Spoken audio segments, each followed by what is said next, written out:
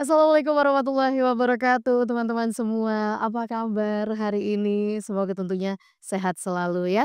Perkenalkan saya Aida Gazanova, dan selamat datang di Ruang Tengah. Ini adalah persembahan dari cariustad.id, sebuah platform yang tentunya sangat luar biasa yang menghadirkan ustadz dan juga ustazah yang kompeten, ramah dalam berbagai kegiatan keagamaan. Dan dimulai dari belajar Islam dari anak sampai dewasa, lalu juga ada bimbingan mualaf, khotbah Jumat, dan juga sampai kajian-kajian di kantor pun juga ada. Luar biasa sekali.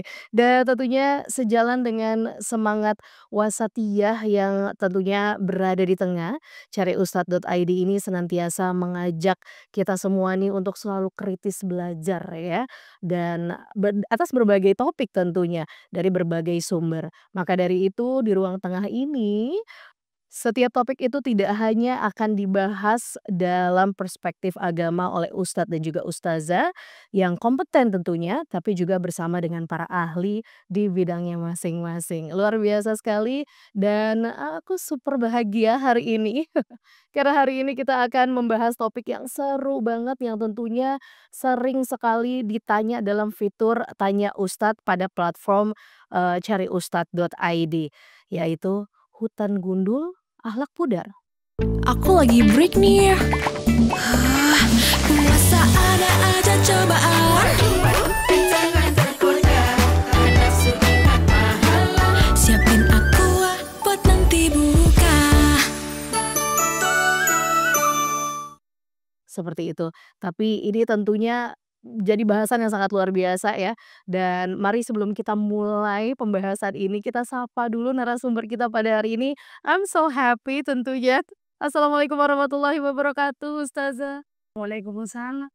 Bersama dengan kita sudah ada Ustazah Dr. Ina Salma Febriani MA. Apa kabar Ustazah? Alhamdulillah. Senang deh aku ada di sini sekarang, kita akan ngobrol ya dari perspektif agama dan juga, dengan ahlinya nanti ngomongin hutan gundul yang sepertinya udah banyak sekali ada di Indonesia itu ya. Oke, sebelum kita lanjut Ustazah, bersama kita juga sudah ada seorang yang luar biasa lagi di sini, ada Mbak Banon Pramesti Wulandari. Mbak Bona, apa kabar? Waalaikumsalam.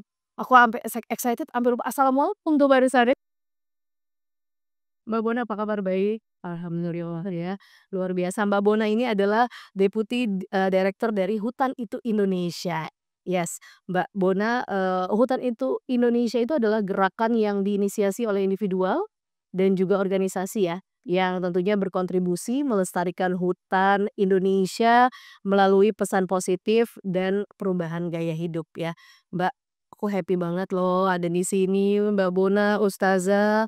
Luar Sama. biasa. Tapi kalau memang ngomongin soal hutan gundul di Indonesia ini, cukup mendengar beritanya itu cukup miris ya. Walaupun sebenarnya saya juga belum pernah ada di daerah-daerah tersebut kayak di Kalimantan atau di, daerah-daerah lain. Itu cuma mendengar berita saat ini tuh miris rasanya gitu ya. Apalagi makin ke sini kan kita ya maksudnya kita tahu juga hutan itu sebagai paru dunia, betul ya?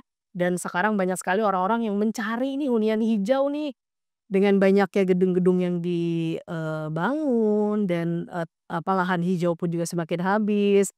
Ini cukup miris ya dan mudah-mudahan apa yang kita bahas nanti ini bisa ambil perspektif baru ya akan permasalahan itu semua. Oke, pertama aku agak penasaran, boleh saya ngobrol sama Ustazah Ina dulu ya? Ustazah, sebenarnya gimana nih Islam memandang fenomena perusahaan lingkungan ini dan juga spesifik kayak hutan gundul ini nih? Betul, ya. Pertama apa, betul banget kata Kak Aida tadi, kita dengar beritanya udah sedih ya, Kak Bona apalagi yang mau terjun langsung ke hutan, melihat langsung kondisinya, ya. Dan ketika itu memang, menjadi concern kita semua sebagai makhluk Allah di muka bumi ini ya, Kak Aida. Lantas bagaimana Islam memandang itu? Penggundulan hutan dan semua aksi-aksi yang sifatnya merusak alam, Kak Aida, kalau bisa dikatakan itu haram, ya haram ya gitu ya. Karena kan yang hidup di bumi ini kan nggak cuma kita kan, Kak, ya. Kita hidup bersama makhluk Allah yang lain. Ada banyak spesies ya, Kak Kak Bona ya, di hutan gitu ya. Dan nggak cuma kita yang butuh paru-paru dunianya, itu pemasok oksigen terbesar dari Allah gitu ya, Kak Aida. Karenanya kalau kalau kita melihat ayat-ayat suci Al-Qur'an, Allah selalu menggunakan kata ifsad. Salah satunya misalnya dalam surah Al-A'raf ayat 56 Allah berfirman, "A'udzubillahi minasyaitonirrajim, wa la tufsidu fil ardi ba'da islahiha." Ya, ada konteks ifsad di situ, Kak Bona dan juga Kak Ida. Kenapa? Karena Allah menginginkan bahwa manusia itu jangan menjadi perusak gitu loh, ya kan? Sementara, konteksnya itu jelas banget fil ard. Yang merusak alam itu kan pasti ada tujuan dan maksud-maksud tertentu ya, Kak Bona ya. Ada tujuan ekonomi misalnya, ada hajat-hajat yang memang diuntungkan dalam proyek tersebut gitu. Karenanya Allah selalu menekankan wala tufsidu, pakainya la nahi, Kak. Kalau la nahi kan artinya ya nggak boleh gitu loh ya, dijauhkan lah gitu, jangan sampai itu terjadi. Kenapa? Karena kalau sudah rusak alam ini, kita mau tinggal di mana, Kak Aida? Mau pindah planet, Kak? Repot pindahannya ya. Nah itu sih dalam konteks Islam memandangnya seperti itu kalau saya lihat. Itu ya yang luar biasa memang dari Islam sendiri juga kita diajarkan untuk tidak boleh merusak apapun apalagi lingkungan kita sendiri. Betul kata, ustazah barusan, eee, kita nggak sendiri, nggak manusia aja di sini, ada hewan, ada tumbuhan, dan segala macam gitu. Ayolah sama-sama kita lindungi hutan kita ya. Betul.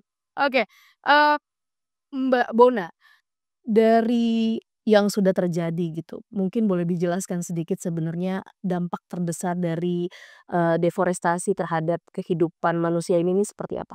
Iya, deforestasi sendiri itu kan merupakan, kehilangannya hutan akibat, kita sendiri manusia untuk, secara jangka panjang gitu. Jadi hilangnya hutan itu tidak hanya berpengaruh sama manusia, tadi udah betul banget. Jadi ada keseimbangan ekosistem di situ yang berpengaruh, salah satunya adalah satwa terancam punah, padahal satwa sendiri itu memiliki fungsi ekologis untuk kita yang hidup di manusia. Jadi mereka Allah ciptakan tidak hanya untuk sekedar hadir sebenarnya, tapi juga untuk mengisi, membantu kita melengkapi kehidupan kita. Selain itu juga hilangnya hutan berdampak pada berkurangnya, apa namanya, hutan kita tidak bisa bekerja secara maksimal untuk menyerap karbon dioksida, sehingga kita udah merasakan sekarang krisis iklim semakin nyata, kondisinya semakin panas. Kita udah nggak tahu lagi nih sebenarnya bulan apa aja musim hujan atau musim kemarau itu. Jadi itu juga mempengaruhi cuaca, kondisi iklim, dan yang paling berdampak adalah, ketika terjadinya bencana, baik bencana banjir atau bencana longsor gitu. Karena ketika hujan turun itu udah tidak ada lagi air yang bisa dikunci oleh pohon-pohon, sehingga pada akhirnya itu, menyerang kita. Jadi dengan adanya deforestasi, ini tidak hanya merugikan secara ekonomi, sosial budaya juga akan hilang, dan juga secara ekologis yang tidak ternilai harganya. Oke.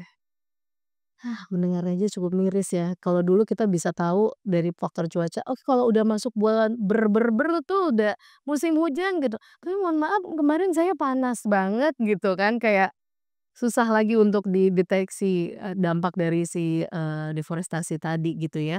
Luar biasa sekali Mbak Bona, terima kasih banyak, tapi kalau mendengarkan ini aduh sedih rasanya gitu ya.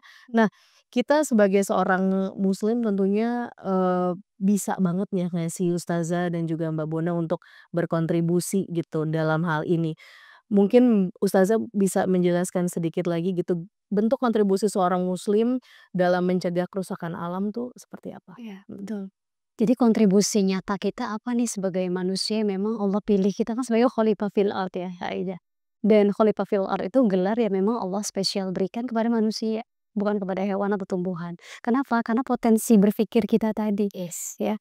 Nah, karena kita terpilih menjadi khalifah fil ard, maka tugas utama kita adalah tadi, islah ya. Jadi memperbaiki, memperbaiki dalam dalam konteks apa? Ketika memang kita tahu ada aksi-aksi yang memang, mendekatkan seseorang atau komunitas kepada kerusakan lingkungan, maka harus kita hindari, Kak Aida. Jadi apa yang bisa kita lakukan? Sesederhana kita bisa melakukan dan mulai dari rumah dulu aja. Ngajarin anak kita ya untuk misalnya bawa bekal dari rumah, ya udah kita kasih yang bekal pakai box gitu ya, bawa air pakai tumbler. Kalau bisa ya, kalau mau kasih jajanan pun kita kasih memang pilihan-pilihan sehat, makanan sehat ya Iya. Kak Aida, biar aman gitu, mereka tidak nyampah plastik gitu ya.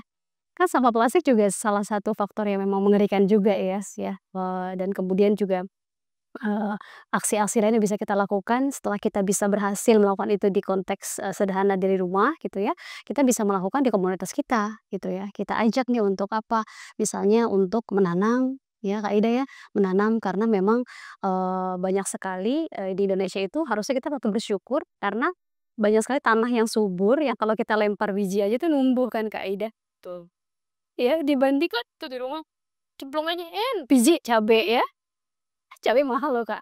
Jadi Masya Allah itu Allah kasih tanah kita yang subur gitu, kurang baik gimana Allah sama Indonesia, sama kita semua, dan semoga ini menjadi kayak, apa ya, genjotan gitu ya, agar kita semakin semangat untuk jaga bumi, jaga alam. Amin amin ya robbal alamin. Ini Aku lagi break nih.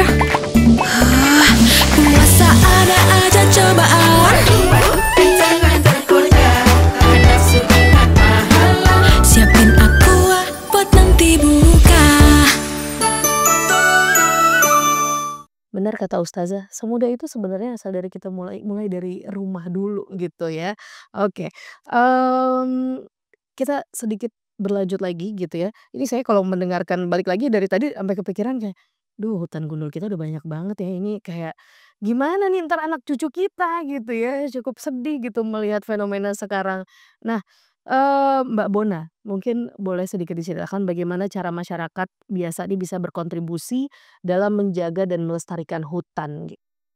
Ya sebenarnya tadi, udah oke banget yang disampaikan oleh, Kak Ustazah, bagaimana kita bisa memulai dari lingkup terkecil dan dari lingkup terdekat di sekitar kita terlebih dahulu gitu, yaitu rumah. Mmm, Biasanya hutan, itu terjadi deforestasi karena adanya kebutuhan dari pola konsumsi kita. Jadi kita mulai merubah pola konsumsi kita yang mungkin mulai memilih produk-produk yang berkelanjutan, produk-produk yang berasal dari hutan yang lestari, mengurangi produk-produk yang berasal dari pohon, kayu seperti kertas dan sebagainya gitu. Jadi mulailah hal-hal yang, bisa kita lakukan sejak dini karena bayangkan ketika satu orang melakukan hal itu, ada berapa juta penduduk Indonesia ikut melakukan hal yang sama. Jadi itu akan menjadi aksi yang besar gitu.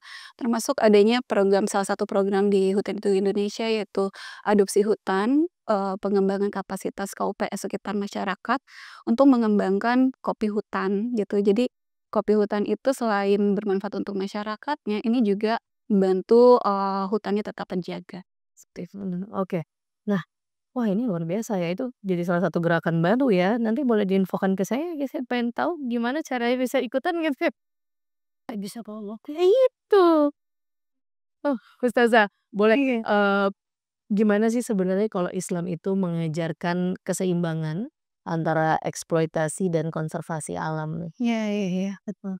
Karena tadi kita sudah nyampe konteks bahwa kita harus menjaga bumi sebagai khalifah fil ard, maka segala tindakan yang eksploitatif, entah kepada manusia, kepada hewan, kepada anak kita sendiri misalnya, apalagi kepada alam Allah yang sangat luas ini, itu ya nggak diperbolehkan ya Kak dalam konteks ini.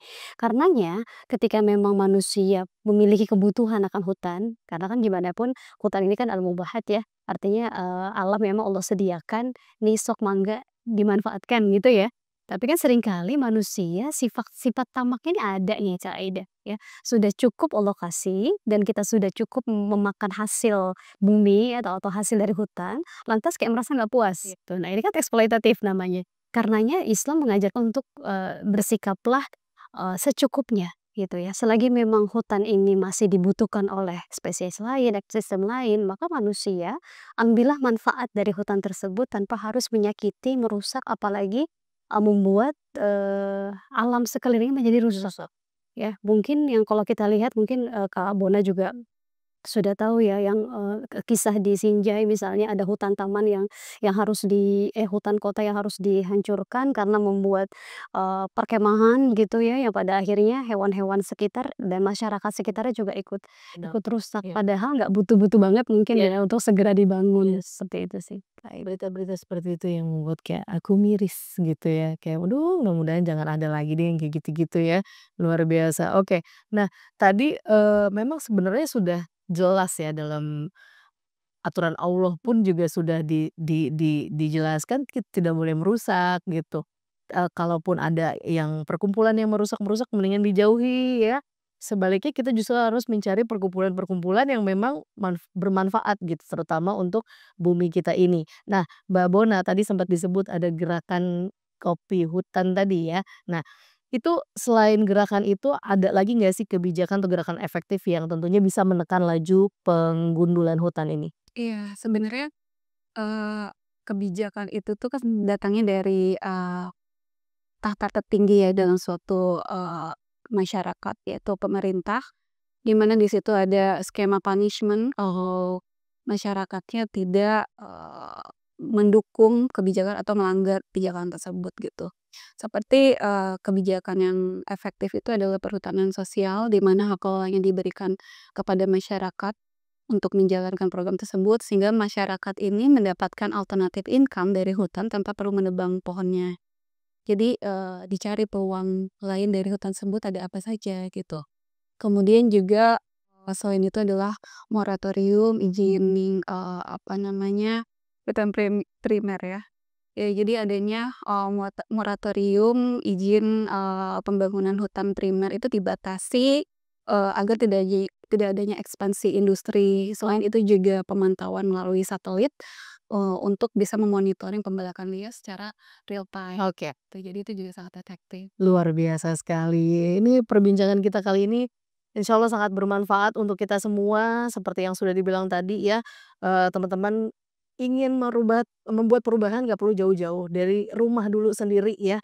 Untuk itu, mulailah menanam di rumah, menghindarkan penggunaan bahan-bahan yang merusak bumi tentunya. Sekali lagi saya mengucapkan terima kasih kepada tentunya Ustazah, Dr. Ina Salma Febriani MA, terima kasih atas waktunya Ustazah, dan juga Mbak Bona nih, Mbak Banon Pramesti Wulandari, Deputi Direktur dari Hutan Itu Indonesia. Semoga gerakan-gerakan yang dilakukan bisa bermanfaat untuk bumi kita. Amin ya robbal alamin. Teman-teman tentunya jangan sampai ketinggalan episode-episode selanjutnya di Ruang Tengah ya. Ini adalah persembahan dari cariustad.id yang akan membahas tentang topik-topik yang sangat seru lainnya, yes. Kalau gitu kita semua pamit undur diri. Terima kasih dan assalamualaikum warahmatullahi wabarakatuh.